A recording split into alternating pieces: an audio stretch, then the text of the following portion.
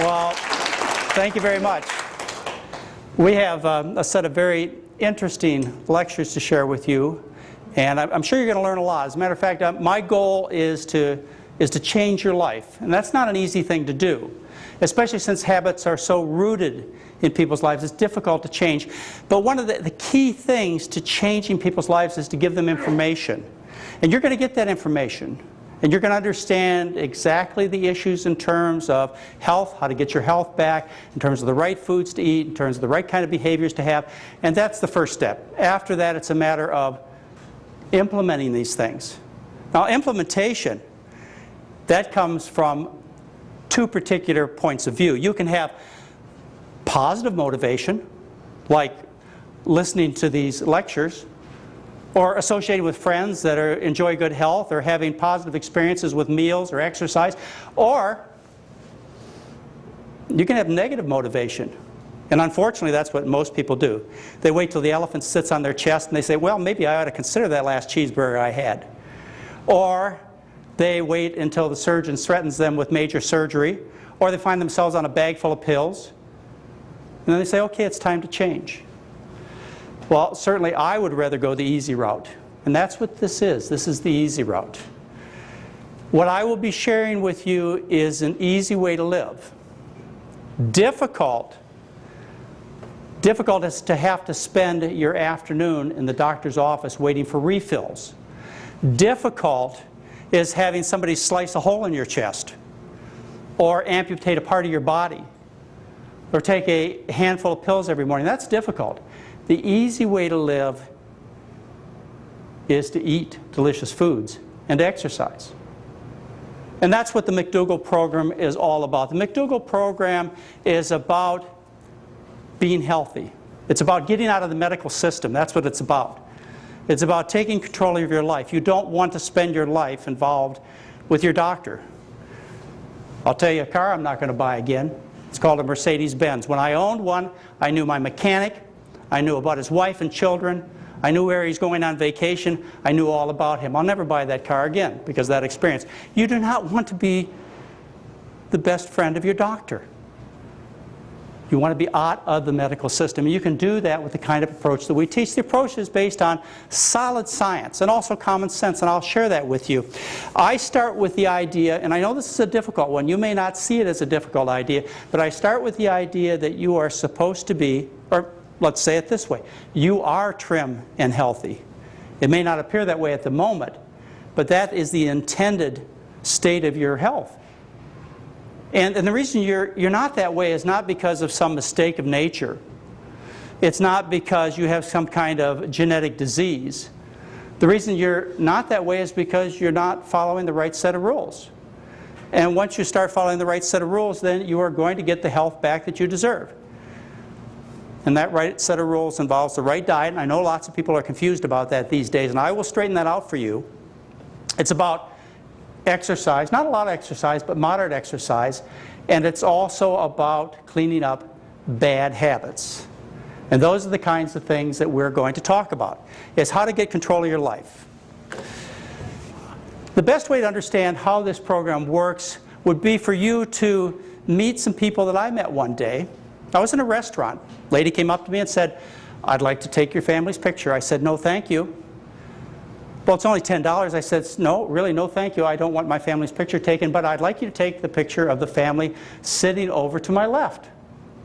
And so they took a picture of this family. These people were speaking Japanese. They were eating primarily rice and vegetable dishes. They were obviously first and second generation Japanese people. The lady came back, sold me the picture. And I said, well, that was easy. Let's try that again. So I said, for another $10, would you take a picture of the family sitting on my right? She said, sure.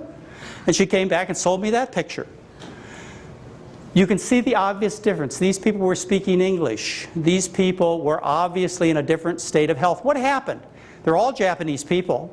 What happened? Did they change their heredity? Did they catch some nasty virus? No, what happened is they changed their diet. They changed from a high starch, a diet based on rice and vegetables, to a diet that was the birthright of Americans. That's right. the diet of all that rich food, all of the meats and dairy products and cakes and ice creams and so on. And they got fat and sick. And you can see that too. You can see that when you look around the world. You don't have to be a doctor. You don't have to be a dietitian. You don't have to be a nutritionist. Just look at what's happening. Watch travelogues. Go on journeys yourself. Just go sit in the airport for a while and watch people come through and watch what they look like, how young they look, and also watch what they eat, or go up and ask them. And you'll see a consistency, and that is that people who live on diets of starches, like rice, potatoes, corn, pastas, with the addition of fruits and vegetables, these people are trim, healthy, hearty people.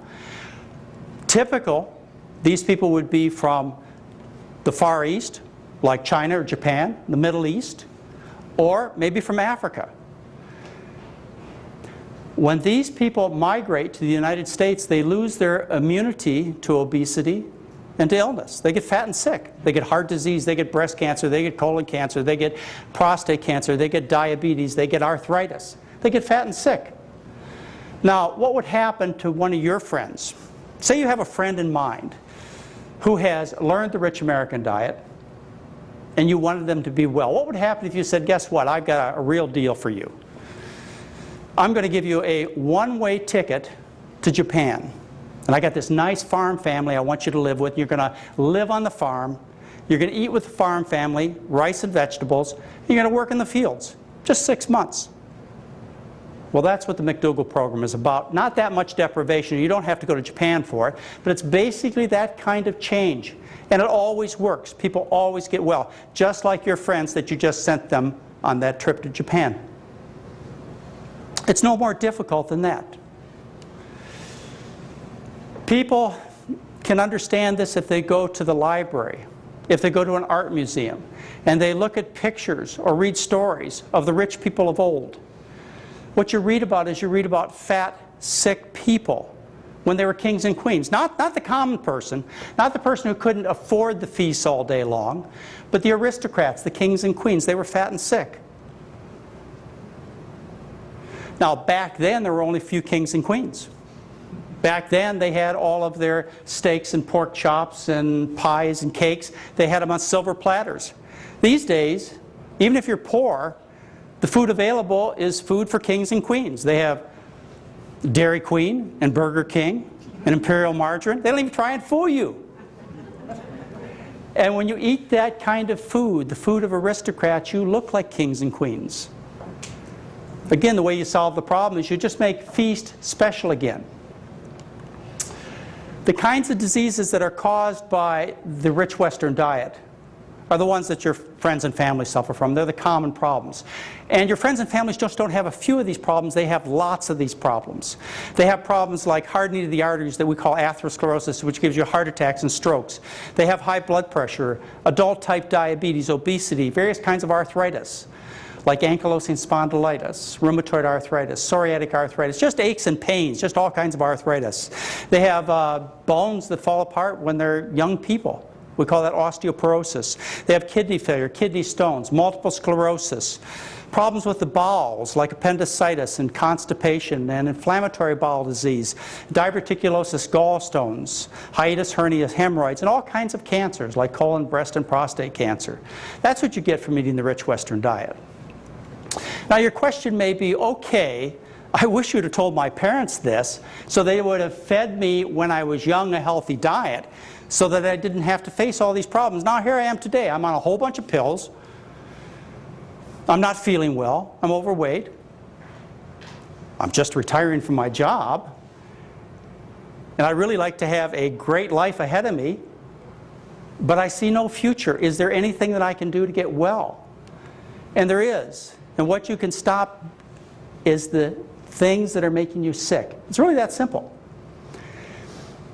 The medical business succeeds, and I do want to say here that I'm a doctor, and I want you to think about me as a doctor. I'm not an alternative doctor or a holistic doctor. I'm a board-certified internist.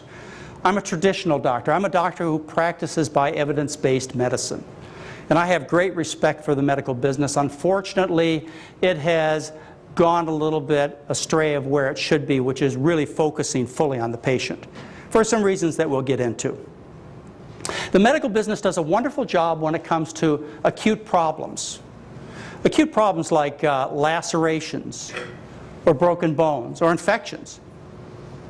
Now those problems have in common the fact that they're due to single injuries to the body, like the cut or the break or the attack of the bacteria. Doctor comes in, applies the skills of the trade, like sews up the wound, straightens the bone, lances the abscess, gives antibiotics, interferes with the process, and what happens is the patient gets better, and the patient feels wonderful. The doctor also feels wonderful.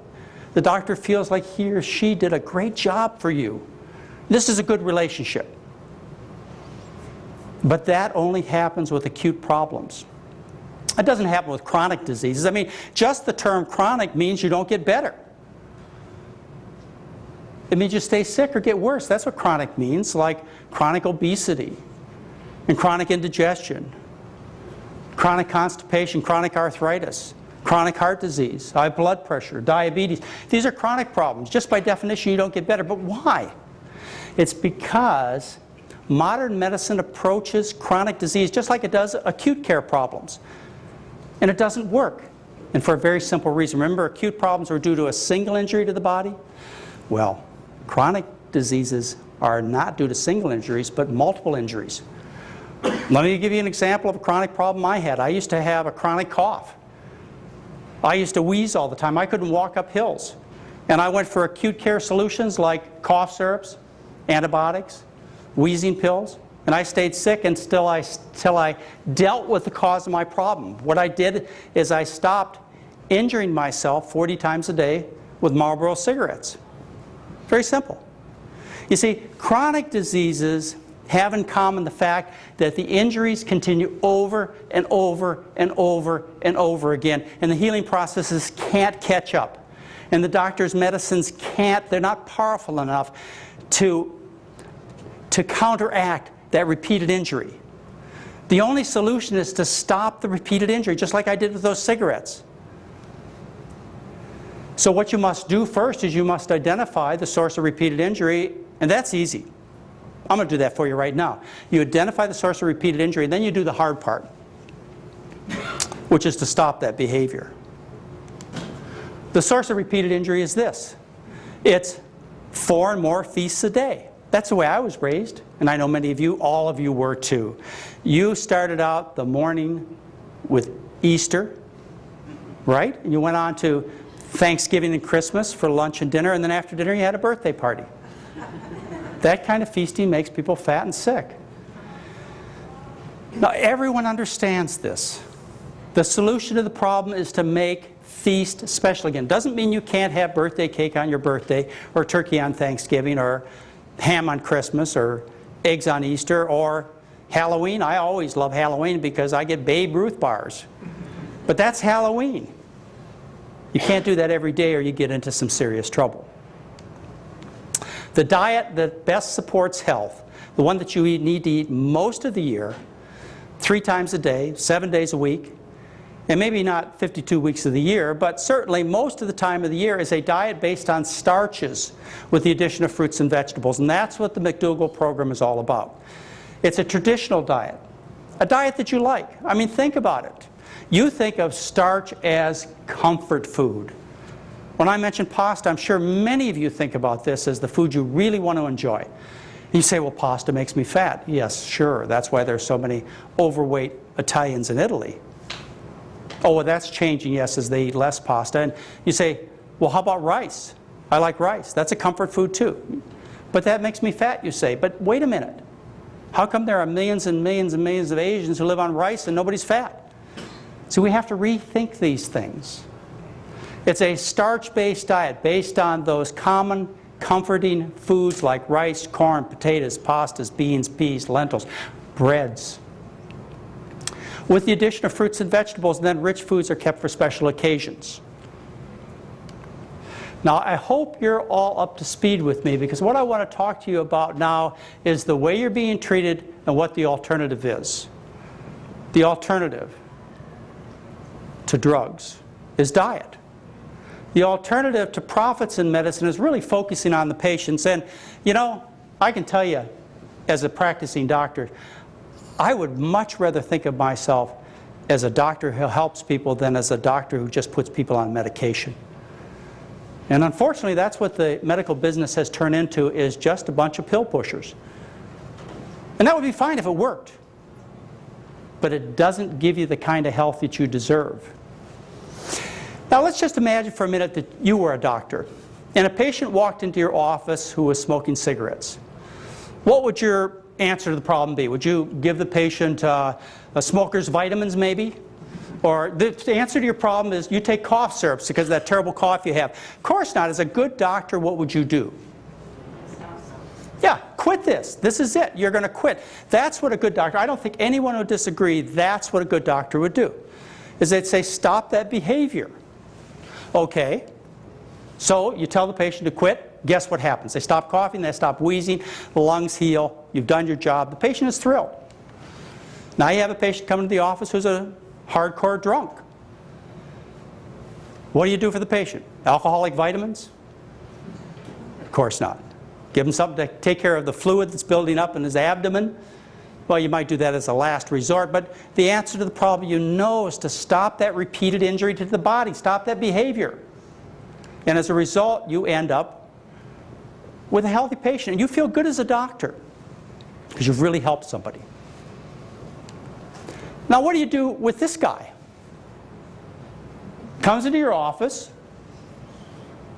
and how do the doctors in this country treat this patient?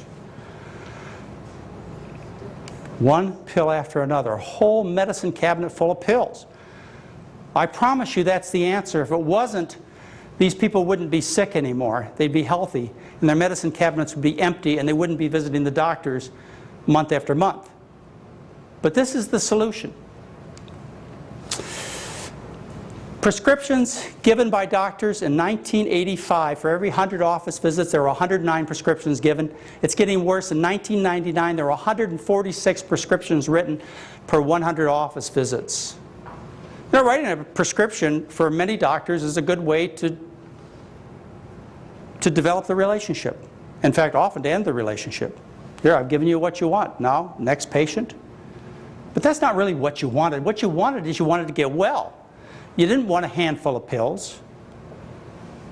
You wanted your health back. This prescription drug business has really gotten out of hand to the point where it's not just the doctors who are involved and who are being educated, so to speak, advertised to by the drug companies. It's you, the patient, the average person. Direct-to-consumer advertising. Turn on the TV. You'll hear sometimes 6, 8, 10 commercials for drugs in 1 hour of a television program. Look at this, one issue of Newsweek magazine. They sell you a drug for cholesterol, an antacid. They sell you a medication for your arthritis, a flu medication, something for asthma, nasal problems. 6 different medications are advertised in this one issue of Newsweek magazine. There has to be an alternative. And what I want to talk to you about is the alternative. The prescription business has been well analyzed. The data is there. Between 1997 and 2000, the increase in spending on prescription medication has gone up 18% per year. From 1997 to 2000, it's increased from $79 billion to $155 billion. Estimates are that 10% of the money spent on healthcare is spent on prescription drugs that you buy, that you get from your doctor. They say that soon it'll be 15% of the money is spent. I think that soon is already here. I would guess they're already spending that many dollars on prescription medications. I want to talk to you about some of the leading prescription medications and see if there are some alternatives. The number 1 and number 4 most prescribed drugs for patients are to lower cholesterol. They are Lipitor and Zocor. You're talking about an almost $8 billion a year business just in the United States of America.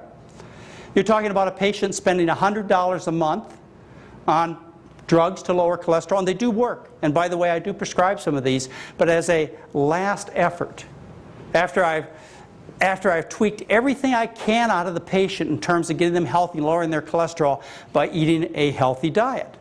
Because after all, what's the source of all that cholesterol? Cholesterol is only found in animal products.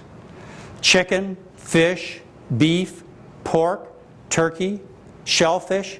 That's where your cholesterol is found. That's how it gets into the body. Sure, your body makes some cholesterol itself, but the way you overload it is by eating all these high cholesterol foods.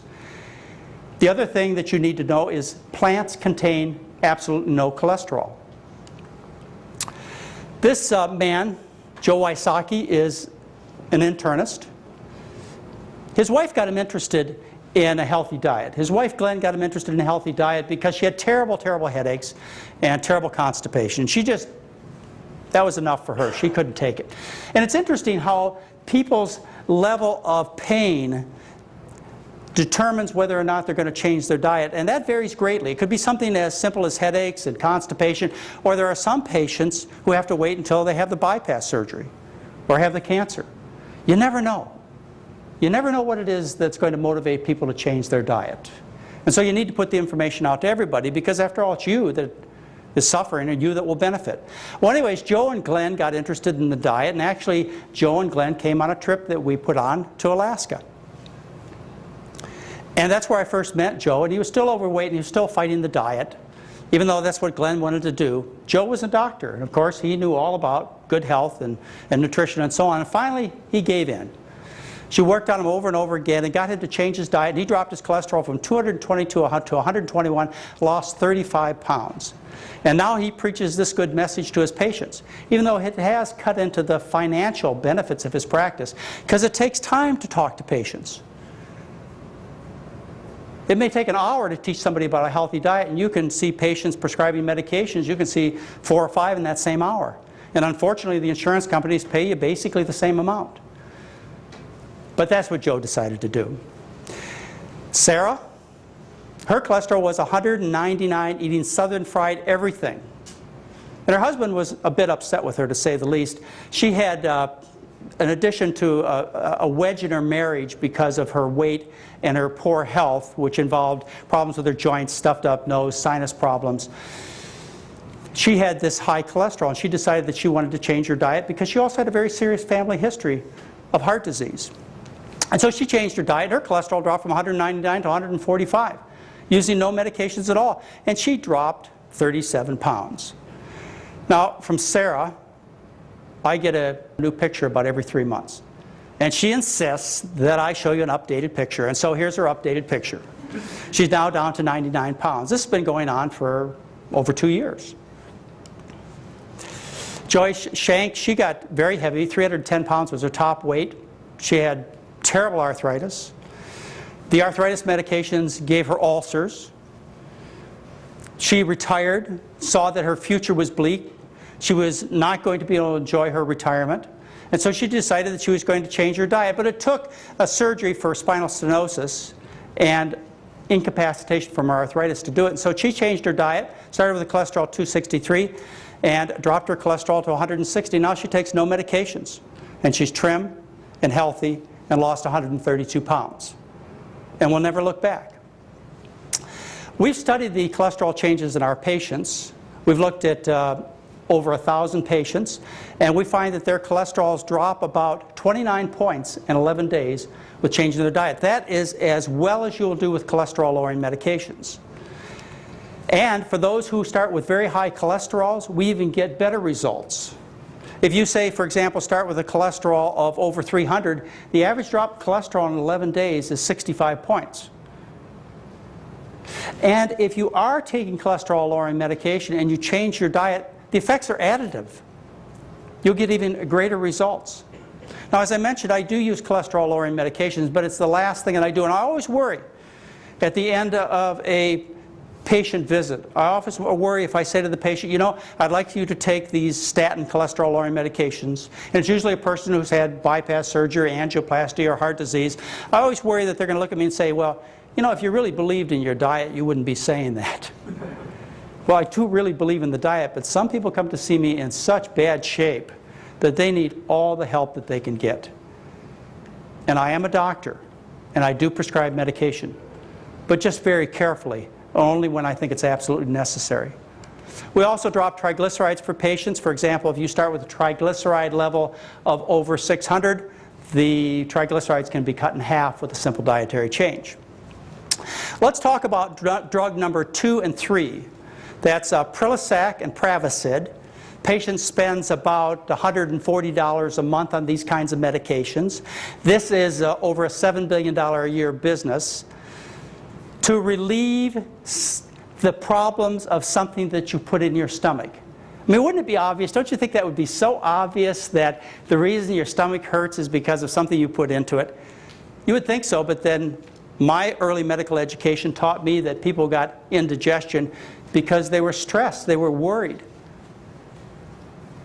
And people thought that they had, I was taught that the reason people had problems like irritable bowel syndrome is because they were really neurotic. And for them we prescribed Librax or another kind of tranquilizer. Even today they teach such things as constipation may be an emotional problem from failing to answer the urge to defecate. That's what they teach in our medical textbooks. Well, as you will soon learn, if you haven't learned already, you will never fail to answer the urge to defecate if you follow our diet. So your psychological problems will be solved immediately. Dan Curtin, he's a market, or was a market analyst for the state of Wisconsin, the dairy state. And he decided that he was going to retire after years of work. He'd worked hard, he'd gathered wealth. Everything was going well for him in terms of the financial issues in his life. But he decided to retire at age 59 years old, and guess what? He was in big trouble. He was having terrible chest pains. He couldn't walk up the stairs. He had terrible arthritis. He was overweight. He was very sick. He could see that he was dying. He was on all kinds of medications. He was taking handfuls of Tums for that indigestion all day long. He was on an antidepressant, a blood pressure medication, allergy medications, and he still couldn't solve his problem. You see, that's what commonly happens. People get sick with all these difficulties. And when the doctor can't solve the problem, the doctor and the patient comes to the conclusion that it must be because you're depressed. And so you're put on an antidepressant.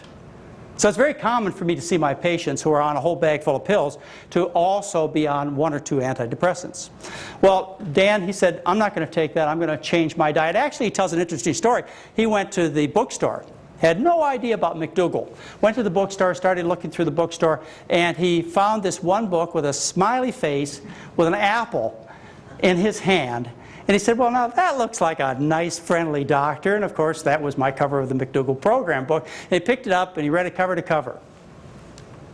And he changed his diet and he changed his life. As a matter of fact, in a matter of just a few months, he was off all of his Tums. His 7 months results are he lost 40 pounds. He was off all his medication. His cholesterol dropped from 215 to 184. Blood pressure dropped from 156 over 90 to 124 over 80. Triglycerides decreased. And he was off all his medication. Yeah. Now this is hard to believe for, I know, a lot of people. I want to tell you, this is what you should expect to happen. You know how you see those infomercials? Those infomercials say, this is the best case scenario, don't expect these results. Well, I'm here to tell you to expect these results. This is big medicine. Big changes result in big changes in you. So if you make big changes in your diet and your lifestyle, you will get big changes also. But that's hard for people, especially those of us raised in a society where we believe in medications. And when there's so much money behind these medications, it's very difficult. So sometimes I rethink what I'm doing. And I say to myself, isn't there a better way to do all this? It's hard for me to get people to change their diet and lifestyle. Maybe I should do it this way. Maybe I should tell you this. I have this new pill. It'll give you all these wonderful results just like Dan got. It will lower your blood pressure, cause you to lose weight, get rid of your indigestion, your arthritis, get you alive again and feeling wonderful. I have these pills for you. These pills, by the way, these pills have a little M written on them. And that M stands for McDougall or money. Now, this variety, by the way, this variety of pill right here, this is the regular formula, okay? This is $2.45 a pill. Now, I probably shouldn't tell you the formula. It's a secret formula. But what it is, it's a half a gram of dried powdered banana, 2 flakes of Quaker oats, 1 broccoli flowerette. It has a quarter of a kidney bean in it, and a half of a small dried potato eye. And they're only $2.45 a piece, and you just have to take 2 a day until I pay off my mortgage.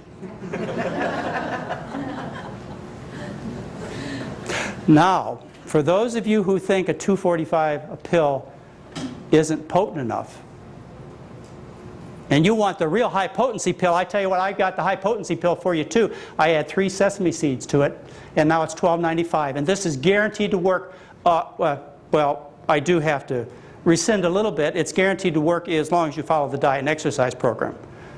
Otherwise, all bets are off. I think, don't you think that will get more people to follow my program? I think so. It's the psychology. And besides that, it'll be good for me too. Celebrex is number 5, and Vioxx is number 8. These are arthritis medications. They are really no better at relieving arthritis pains than the common non-steroidal anti-inflammatory drugs like Motrin and Advil. They have a reduced risk of causing you stomach trouble, but it's not completely eliminated. And one of the things that they don't tell you about is these fancy, what we call COX-2 arthritis medications. These fancy medications, they increase your risk of dying of heart disease as much as 5-fold. But that's not in the advertisements. Arthritis is a common problem. In fact, it's almost ubiquitous in our society. And there are all kinds of arthritises that people have. The Arthritis Foundation has taken a stand on this for many years, that diet really has nothing to do with arthritis. Back when I was a medical resident in the 1970s, I got a brochure that was really pointed towards this particular discussion and the feelings about the Arthritis Foundation about diet and arthritis. It was a little pamphlet with their insignia on it, and it is titled The Truth About Diet and Arthritis. Now, they don't hand out the same brochure these days, but the message is basically the same from the Arthritis Foundation, as well as most doctors who practice rheumatology, in other words, specialize in taking care of arthritis. What they say is the truth about diet and arthritis may surprise you. It is simply this: there is no special diet for arthritis. No specific foods has anything to do with causing it, and no specific diet will cure it. Case settled. Case settled. I mean, think about it for a minute. You go to the doctor, you say to the doctor, you know, I think my arthritis is worse after I eat cheese. Can't be. Doctor says can't be. Well, doctor, how come you're so sure about this? Well, patient, the Arthritis Foundation tells me so. They put out this brochure and they tell me that diet has nothing to do with it. And you and I both know that they've researched this thoroughly. I mean, they've probably done hundreds of studies to prove this doesn't have any relationship. I mean, they've probably done at least 20 or certainly 10 studies. They've probably done 10 studies to prove that. I'm sure that they wouldn't condemn you to being sick for your life and losing your joints and die early without doing at least 10 studies, would they? We know that for sure. Well, back when I was a resident, I decided to go. That was almost 30 years ago. I decided to go to the library to see how many studies they had. And I looked through the scientific research for an entire week, and I did not find a single study that supported their point of view. As a matter of fact, I walked out of that library with about 15 studies that said otherwise, that diet did cause and can cure serious arthritis.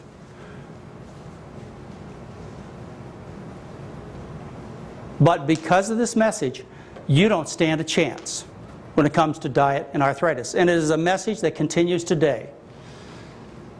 All you'll get is a bunch of pills, and often those pills will cost you over $10,000 a year to take when you get into the more sophisticated ones and the more severe arthritises.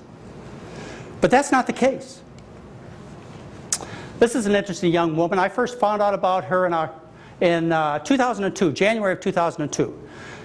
She was 17 years old. The story starts actually in October of 2001. She was graduating from high school, And she went for her induction physical, and they found a lot of protein in her urine. So they went and examined her more thoroughly, eventually did a kidney biopsy, found that she was almost ready for dialysis.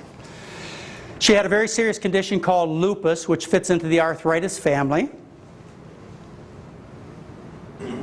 They decided that the way they would treat her is they put her on powerful steroids. So she was on 60 milligrams of prednisone. They put her on a cancer drug, Cytoxan. They were planning on a kidney transplant. She was on blood pressure medications. And her mother wrote me in January and said, is there anything we can do, January of 2002, is there anything that we can do to help Vanessa? And I said, yeah, this is what you do. Here's the research, and this is what you do. You change her diet. So she changed her diet, and her kidney condition went from pre-dialysis to almost normal in a matter of about 2 to 3 months. And she did well for a long period of time. And then the Christmas season came along, and she started eating a few of the things she wasn't supposed to eat, and her blood pressure started going up. She started getting into trouble again, and her mother wrote me and said, you know, I think the diet's failing. I said, I think you ought to ask Vanessa exactly what she's doing. And she did, and they straightened things out, and today she's on no medications. Now notice this picture of Vanessa. She has a skin condition, acne, and her face is kind of swollen. We call that a moon face from the steroids. She was so embarrassed with her Christmas picture in the year 2001 that she took a smiley face and put it over the family Christmas picture because she didn't want to show anybody. Well, she sent me this picture recently, and not only is she off all medications, feeling wonderful with normal kidney function, but she plans to go to college, and she's entering a beauty contest. Mayra has an interesting story. She started developing bleeding spots on her skin and bruises, and then she became fatigued, developed severe headaches, and finally her dad took her to the doctor. The doctor examined her and said, you know, there's something very seriously wrong with you, and sent a specimen across the street to the laboratory. The laboratory looked at her blood and found out it was almost like water. She'd lost so much of her blood. They sent her to the hospital immediately by ambulance. They gave her bags full of blood. They did plasmapheresis, where they take and try and remove substances that are attacking her own blood. She had a condition called idiopathic thrombocytopenia purpura, which means that her body is attacking her platelets and causing her to bleed. And the purpura is the bruising and the bleeding that she saw on her skin. Well, she continued to get worse and worse and worse. And finally, on the 5th day, her dad came in to see her in the room, and she wasn't there. And so he hunted her down, and he found her in the intensive care unit on a ventilator. And the doctor walked in and said, you know, this may be the last night with your 13-year-old daughter. And they spent a very difficult night, and modern medicine did save her with all kinds of medications. She left the hospital a couple of weeks later. Doctors had her on all kinds of medication, and her dad said, you know, this is not a great future for my daughter. Facing kidney disease. By that time, they decided that she had lupus also, which was her underlying problem. Facing kidney disease, facing plasmapheresis, where they have to take and clean her blood 3-4 times a year, all kinds of medications. And Dad said, look, I'm going to try and find out if there's another way to deal with it. And so he went to the internet, which is a great source for information. Went to the internet and started looking for various ways to help his daughter, his love of his life. And he eventually found a clinic, a very well-known clinic, that did have a little interest in diet, but they were mainly interested in supplements. And so he went, spent his hard-earned money, put his faith in them, and took a bunch of supplements, but didn't change her diet too much. A little bit. They were heading in the right direction, and she didn't get better. Her white count stayed low, her red cell count stayed low. She still had the tendency toward bleeding. She wasn't able to get off the medications. And she went back to the internet, found the McDougall's site, and said, look, I've got nothing to lose. And I read the story about Vanessa and how she had lupus and she got better. I think I'm going to change Mayra's diet. And so he put her on the diet, and the next month she was better. White count was up. She was feeling good. Next month he started taking her off some of the medications with the help of the doctors, and by 4 months she was off all medications and doing really, really great. So he wrote me a letter. He said, I want to tell you about my 13-year-old daughter. I think your diet saved her life. And I wrote him back and I said, you know, we really need to tell everybody about this, because there are so many other children and people that are suffering from these arthritis and lupus type conditions. They need to know about this. He said, no, I can't do that. I can't let you write about her because it might have just been a coincidence. You know, it might come back. And I understood. And I said, well, look, tell me when you think we can tell this story. It's a story that needs to be told. So this conversation I had with him over the internet went on for almost a year. And finally, in June of 2004, he wrote me a letter. He says, you can tell the story now. He said, I'll tell you what happened. He said, I took my daughter back to her doctor, and her doctor said, finally, he said, you know, I don't think it's a coincidence. He says, I think the diet cured your daughter. And then the head blood doctor, the head hematologist, came by, and he was examining the daughter and finished the examination and looked at the dad and daughter and said, well, she seems to be just fine, but are you sure you don't want her on the drugs? And he was angry, to say the least. And he said, now it's time to tell the story. And he left. And you can read her story and the other stories I've told you about on my website in a section called Star McDougall's. You can learn about these people in detail. Sabrina Nelson. She works for a group called VegSource. Very interesting woman. She was a vegetarian for many years. And she couldn't understand it when she developed a disease called RP, or relapsing polychondritis. Young woman, she had twins and a young boy, happy family, wonderful husband, and she was a vegetarian. Now, her mother-in-law had given her the year before a copy of the McDougall program book, which she thanked her for and put on the shelf. And then she developed relapsing polychondritis, which is a disease where the body, like arthritis, where the body attacks the joints, like lupus, where the body attacks the kidneys and the joints and the skin, relapsing polychondritis attacks the cartilages in the nose, the ribs, the ears, cartilages throughout the body it attacks. And her ears were red and hot and painful. And the end result is a serious deformity. As a matter of fact, part of the reason I'm telling you this is the British Medical Journal in the September 23, 2004 issue showed a picture of a woman with relapsing polychondritis, and her ears were bent over like a floppy ear of a rabbit because the inflammatory process had destroyed all the cartilage in her ears. And that's what this woman was facing. She was a vegetarian. But she was a vegetarian that ate lots of cheese and lots of eggs and other kinds of dairy products. And she decided to change her diet. She changed her diet. The disease disappeared. The threat of medication disappeared. And she eventually lost a whole lot of weight. And she's enjoying her family now about 8 years from that initial episode. Jean Brown, typical rheumatoid patient. Rheumatoid arthritis is the most common of the inflammatory arthritises that hundreds of thousands of people suffer from worldwide.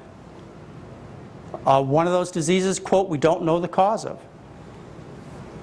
Jean Brown, she actually says that in her teenage years she was starting to get sick with arthritis, and finally in her early 30s she was in such constant pain she was unable to turn a doorknob, to squeeze a toothpaste tube.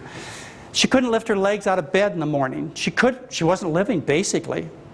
And she was so desperate that she said, it's now time to change my diet. She discovered what we were doing and made a simple dietary change, and the next week she was better.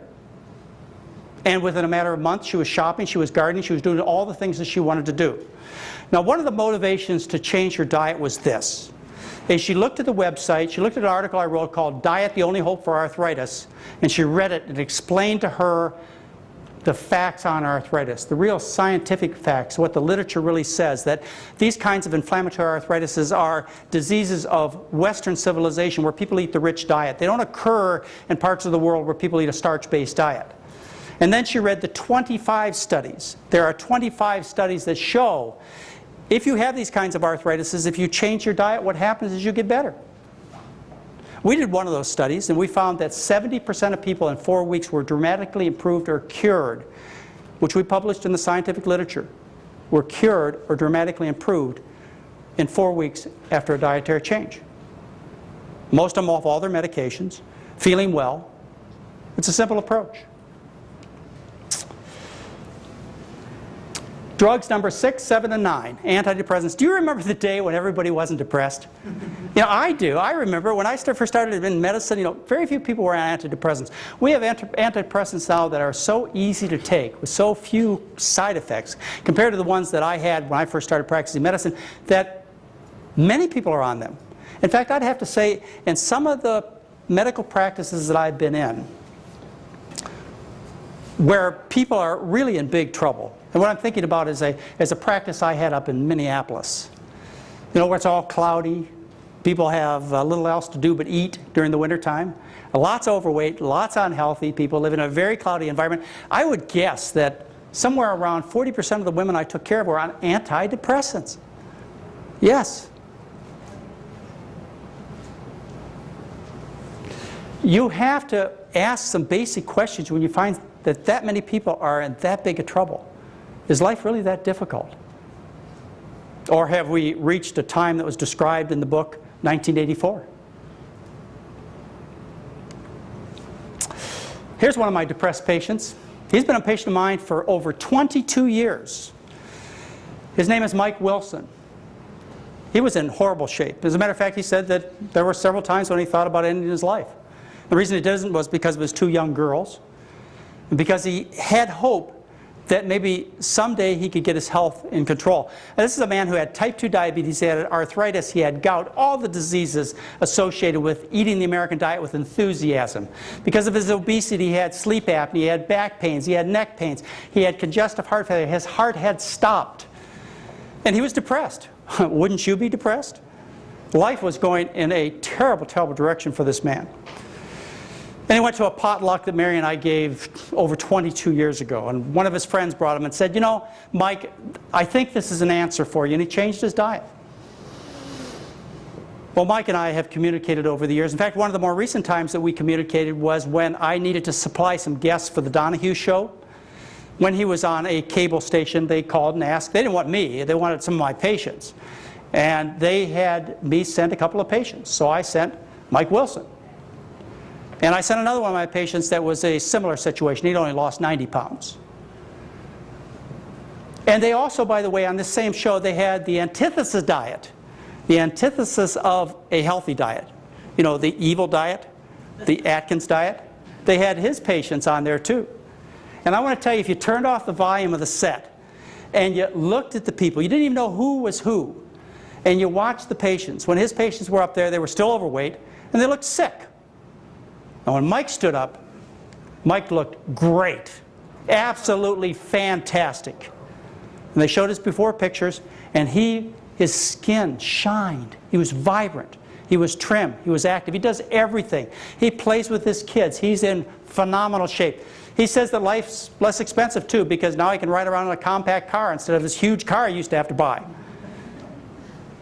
He lost 265 pounds, and he got his life back. That's what he did. Depression. So many people are depressed. Let me offer you some simple solutions to depression. How about increasing your serotonin level? Serotonin is a chemical in your brain that relieves depression. It also decreases your appetite. It kind of smooths life over. Instead of life being so jagged and edgy and painful, what it does is it kind of smooths your life over so that the sights and sounds and emotions aren't so jagged, aren't so difficult, aren't so painful. And it relieves depression. As a matter of fact, these drugs that we just mentioned, like the Prozac, the Effexor, and so on, these are drugs that raise serotonin levels in your brain. That's how they work. Wouldn't it be neat if there was some way to raise the serotonin levels in your brain without taking the drugs? Well, there are some very, very simple ways, like eat carbohydrates. You may have heard of the book Potatoes Instead of Prozac. Well, if you eat carbohydrates, high carbohydrate diet, what happens is you raise serotonin levels. And you relieve depression. I've had many patients tell me once they changed their diet, it was like a veil that lifted over their head. The whole world changed. How about some exercise? Not only do you raise serotonin levels with exercise, you also increase endorphins. You'd heard about the runner's high. Get out there and exercise a bit. Change your whole life. This is the most effective way I know to relieve depression, is to control your sleep. I had a woman one time, I was on a radio show, and my radio show, and she called up and she said, you know, I heard you talking about this subject about sleep and depression and how too much sleep causes depression. And I just want you to know, I had nothing to lose. I have this great family. I have a wonderful husband. I have wonderful kids. We've got plenty of money. We live in a nice house. Everything's great. But I have cast a shadow over that family for our entire existence, and they have suffered. And I can't take the medications. They don't work. They just make me sick. So she said, I've got nothing to lose. I listened to what you said, and I decided to set my alarm clock. You see, in our society, what we believe is 8 hours is ideal and more is better. So we have these people sleeping their lives away. You know, sick people need to sleep 8 hours. Pregnant women, little babies need to sleep 8 hours, maybe 10. But healthy adults don't need to sleep 8 hours. And when you try, you get into trouble. You might make it the first night, maybe the second night, but your batteries are all overcharged, and the third night you can't sleep. Why can't I sleep? Well, you've overcharged your system with too much sleep. And what you find is that you may be getting depressed. Now, this is research that's published in the major scientific journals. As a matter of fact, they have studied sleep deprivation. And they have found that people who are seriously depressed, in fact, they're suicidal, if they take people who are suicidal and they deprive them of one night's sleep, that 70% of them are completely free of depression by the next evening. Now, it sounds impractical to stay up all night all the time, of course. They actually have clinics around the country where people get together and stay up 1 or 2 nights a week together, giving themselves mutual support to help relieve depression. But you don't have to do that. All you have to do is just set your alarm clock. Just like the lady I told you about, she set her alarm clock. She called me up. This was her conversation. She calls up and she says, I want you to know that for the last month, I've only had 1 night's depression by following your advice, and that was the night my husband forgot to set the alarm clock, and the whole day was ruined. Yeah. Well, think about it. Think about the weekends, when maybe you sleep in on the weekends. Doesn't the day go a little bit bluer? Or think about sometime when you had to stay up. Say you had something to do in school that kept you up, or maybe you had a job that kept you awake for a long time. Didn't you get manic? Sure, you get ecstatic, you get giggly even. You can control your whole mood by just changing how much you sleep. Highly effective. And so maybe you should be getting 7.5 hours, maybe 6.5, maybe 5. What you need to do is you need to balance the amount of sleep you get with relief of fatigue, which you have to accomplish by sleeping. You change your whole life, cost-free, by the way, totally under your control, without any side effects. I told you about my patients in Minneapolis, where it's all cloudy all winter long. Yeah, they get depressed. It's called seasonal affective disorder. And people are actually taking shine lights into their face to try and relieve the depression. But there's other ways to do it. How about going outside and getting a little bit of sunshine? That'll relieve depression. Hey, you know, you can combine all these things together. Let me tell you what you can do. You can take and get up in the morning before the sun comes up, put your walking shoes on, go for a walk after your breakfast of potatoes. So you got less sleep, you got exercise, you got sunshine, you got something great to eat. More effective than any pill you're going to take, with no side effects. And then, after you reap the benefits that are associated with all that good behavior, that exercise and good eating, then you get the ultimate depression reliever. You look in the mirror, and what looks back is somebody you really find healthy and appealing. That can take care of a lot of depression. Looking great. Weight loss in our patients is very effective. We encourage people to eat as much as they want, as often as they want, but the right kinds of foods. And with that kind of prescription, with buffets full of food, what we find is the average weight loss in overweight men is 5.3 pounds. Overweight women is nearly 4 pounds in 11 days. We did a long-term study. I've told you about this experience I had in Minneapolis. Well, what that was involved with was Blue Cross Blue Shield, the insurance company. My job was to take care of their employees in 3 different studies done over a 3-year period of time to see whether or not we could help their employees. And the bottom line, which is help healthcare expenses. And so I took care of 3 groups of people for 3 years, and they got rid of their health problems. They reduced their medications dramatically, and they lost weight. The average weight loss when we looked at them in a year was around 36 pounds. in compliant people. That's a 70% of their body weight disappeared, and they kept it off for the year that we studied them. Why? Because they were doing something normal and natural, which was eating a lot of delicious foods. And by the way, each year we decreased healthcare expenditures by 44% based on their health claims data, which really you would think would make everybody want to change. After all, we've gotten to the bottom line. We've gotten to the money part. All right, let's jump to drug number 13. I just want to talk to you about high blood pressure for a moment, and one particular high blood pressure medication. There are actually 3 kinds of medications I won't prescribe, 3 classes of medications. I'm a doctor. I have a prescription pad. It lasts a long time, but I do write prescriptions for people. But there are 3 kinds of medications I will not prescribe, 3 classes. One is the sulfonylurea diabetic pills. It says right in the physician's desk reference that these diabetic pills will kill you in heavy black print, increases your risk of dying of heart disease by 2.5 times. I'm not going to prescribe them for you. I don't prescribe Provera, medroxyprogesterone, because it says it'll increase your risk of heart attack and give you breast cancer. Why would I prescribe that? It makes no sense at all. And the other drug that I will not prescribe, the other class of medications, are calcium channel blockers, which are commonly given to people with high blood pressure and heart disease. Why? Because they increase the risk of dying of heart disease as much as 8 times.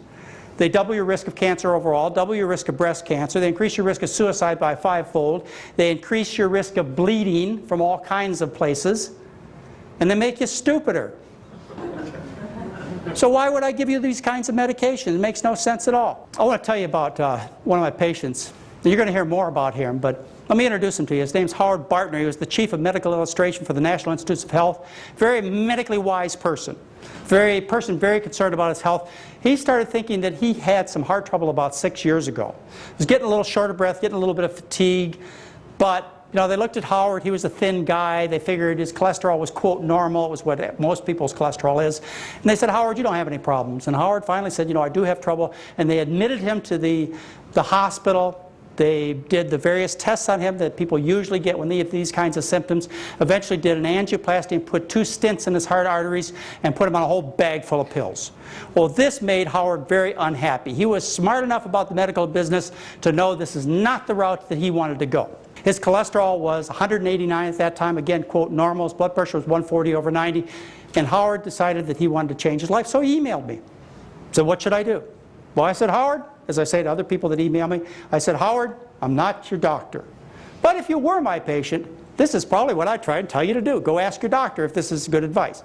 And so Howard listened to me very carefully. And he changed his diet, and he got tremendous results. As a matter of fact, he got off all of his medications. Eventually, he dropped his blood pressure to 120/70, dropped his cholesterol to 142. Now, Howard went with us on a trip. He went with us on a trip to Alaska in 2002. It's a great trip. What we do is a couple of times a year we either take over a whole hotel or we take over a ship. We do that because we want to make sure the food's good, right? We don't want you to be in a situation where next door they're serving a salmon barbecue or the captain's dinner has lobster and you decide to abandon ship. We're not going to put you in that situation. So we take over the whole outfit.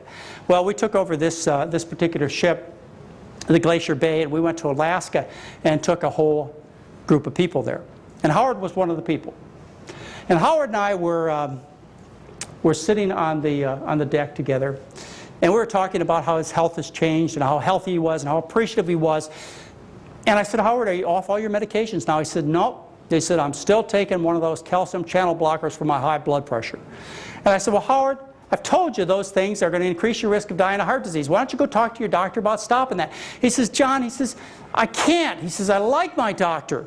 He says, look at all the pills I've stopped already. He got upset every time I stopped one of these pills. He says, you want him to be so mad at me he'll never see me again? I said, Howard, I understand the problem. I understand how you feel guilty about this. I said, Howard, I think I got a solution for you.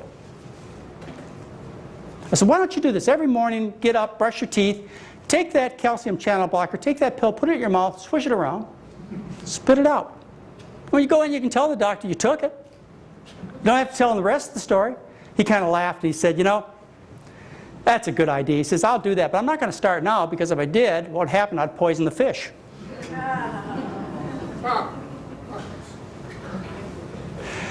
Now, not only was Howard on this Alaska trip with us, but there were also a couple of people that I consider the stars of all-star McDougallers. The stars of all-star McDougallers. They're the most fantastic people in terms of, well, everything. And for very good reason. They're the most fantastic people, not only because of their great health, because they're also people I love very dearly and are very close to me.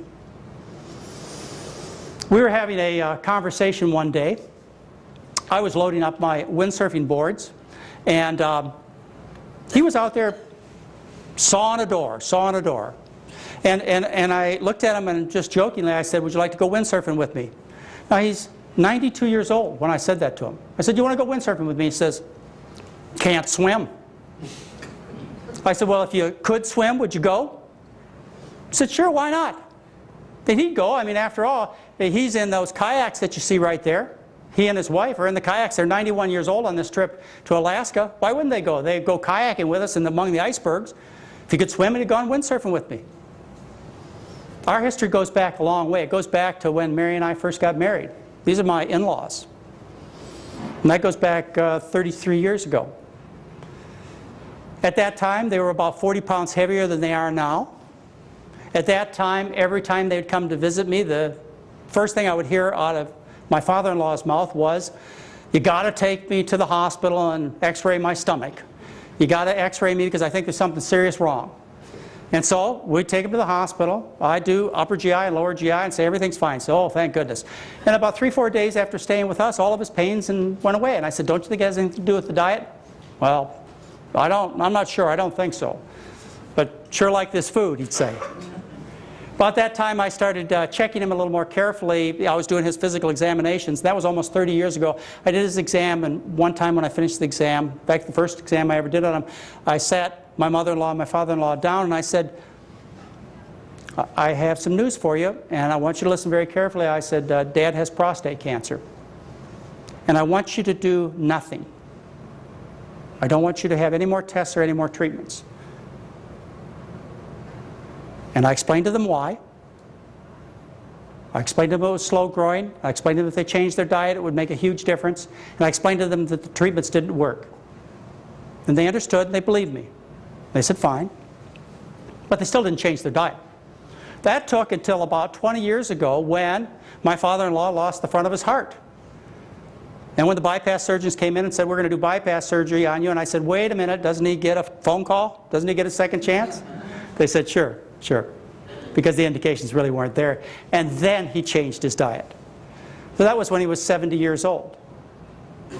Now, we went to the doctor a couple of years ago, the urologist, because he was having a little bit of difficulty passing his water. And the urologist examined him and came out really, really sad faced. He said, oh, I have something terrible to tell you. He said, your father-in-law has prostate cancer.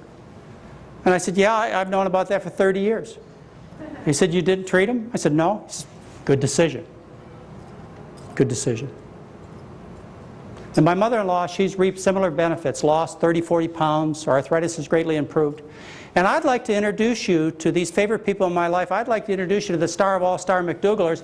They'll be 93 in 2 months.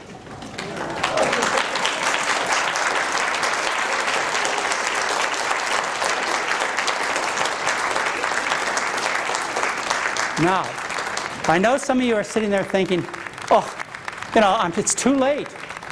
I'm 40, I'm 50, I'm 60, I'm 70. It's too late. It's not too late. The human body is miraculous in its ability to recover and survive, but you've got to give it half a chance. They're excellent examples of what you can accomplish. Right now, both of them work a full day, an 8-hour day. Doing hard construction, he still does. Building things around our house when he's there. So you can have the same kind of life. But you've got to start following another set of rules. Blood pressure drops in our patients are quite dramatic. What we find is that overall in this group of 1,250 people that we looked at, what we find is that the average drop in blood pressure is 7/5 millimeters of mercury, and almost everybody stopped their blood pressure lowering medications when they changed their diet. Those with really high blood pressure, say, started 150/90 or greater. Their average drop in blood pressure was 23/14 millimeters of mercury, and they accomplished that through simply dietary change. And they stopped their medications in almost all cases. Let me tell you about a conference that I went to a couple of years ago. It's an interesting conference. I don't usually go to noontime conferences. The reason I don't go, noontime medical conferences, the reason I don't go is because they're basically advertisements for the drug industry. The drug industry, the drug detail man, he buys the lunch for the doctors. You know, that's $1.25 lunch. You don't expect your doctor to fork over $1.25 for his or her lunch, do you?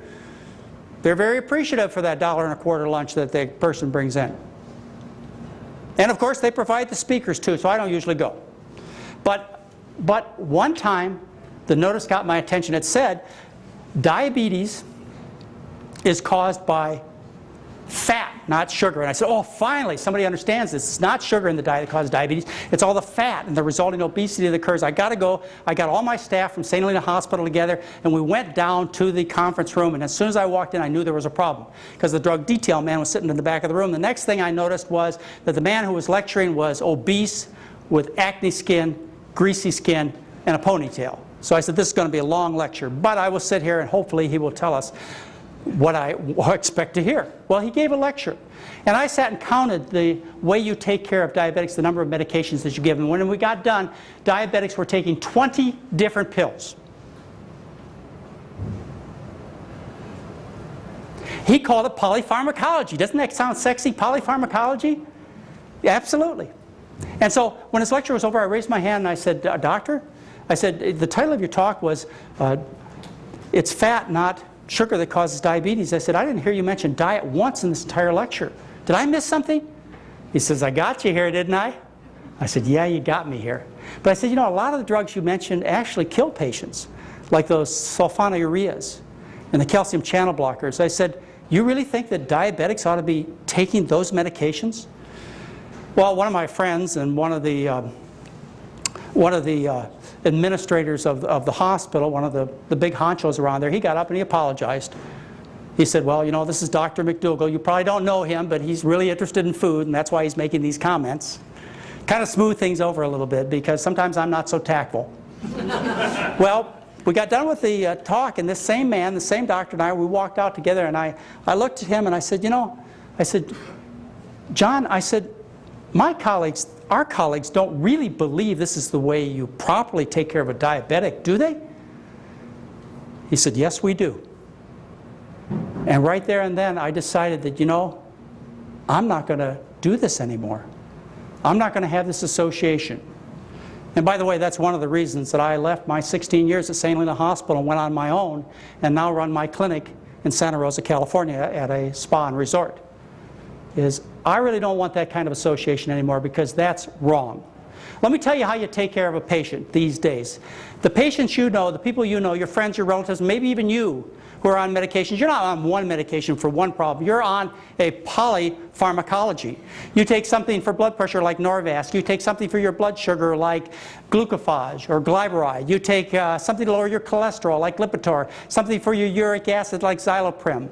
And of course your homocysteine's too high, so you have to take folic acid. You take something for your triglycerides like Lopid, and your blood is too sticky, ready to form a clot and give you a heart attack or a stroke, so you take Plavix. Yes, and to take care of all that body fat that you accumulate, you've got to take a pill like Orlistat to cause you to lose weight, and the headaches have to be treated with a painkiller. Darvocet will do. And the body aches, why not Advil?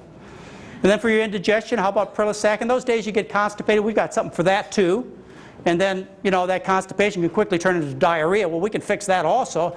And because you smell so bad, we have to cover you up with perfumes and deodorants. That's polypharmacology. That's what a well-treated patient on the American diet has to do, to in part compensate. That's not the kind of doctor I want to be. And I know that's not the kind of patient that you want to be. You want to solve these problems. You don't want to be taking a bag full of pills. But there's a problem here, and the problem has to do with money. If you compare the cost of 100 tablets of these medications with the cost of the active ingredients, you can see what the problem is. For example, Celebrex, $130 for 100 pills. Well, it costs 60 cents for the active ingredients. That's a 22,000% difference. Norvasc, that blood pressure pill I told you about, that calcium channel blocker that I'll never prescribe, $188 for 100 pills, 14 cents for the active ingredients.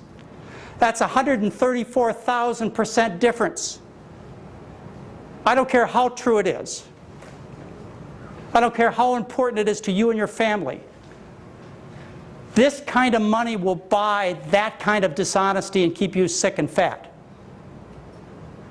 Only a few individuals will realize this, and only a few individuals will make a better choice. And it will take some effort, but you can accomplish it. You can make those kinds of changes. I did. I did as a doctor. Yeah. I'm the luckiest doctor in the world, by the way. The reason I'm the luckiest doctor in the world is because my patients do well. My patients get healthy. My patients get trim. My patients get off medication. Sick people take drugs, not healthy people. Sick people have checkerboards for their abdomen with the scars from the surgeries, not healthy people. That's my goal for patients, is to have healthy patients. And the return is tremendous for me. It really is. The fun in life comes from helping other people. You know this, whether you happen to be a builder, you build people's nice houses, or you happen to arrange flowers and you make people happy, or you paint pictures and you make people happy with your art. Imagine what it could be like to be a doctor, to help other people's lives, to make them healthy, feel good, and get the most out of life. Can you imagine the reward I must get? I'm the luckiest doctor in the world. But there's something wrong with this picture. Even though I ask people to get rid of medications, don't you ever do this, because it's against the law to throw those drugs into the sewer system. You'll poison the environment. Thank you very much.